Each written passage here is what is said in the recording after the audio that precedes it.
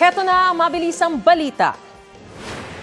Sugatan ng 4 na sakay na isang truck matapos itong tumagilid at masunog sa highway sa Matnog, Sorsogon. Base sa investigasyon, may iniwasan itong kasalubong na motorsiklo bago ang aksidente. Patuloy ang investigasyon. Sa Lawag, Ilocos Norte, 9 ang sugatan sa salpukan ng kotse at van. Kabilang sa mga sugatan ng 2 menor de edad.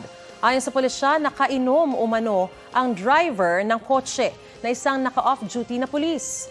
Maharap siya sa patong-patong na reklamo. Wala po siyang pahayag.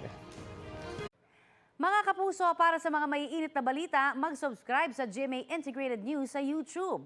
Sa mga kapuso abroad, subaybayan niyo po kami sa GMA Pinoy TV at sa www.gmanews.tv.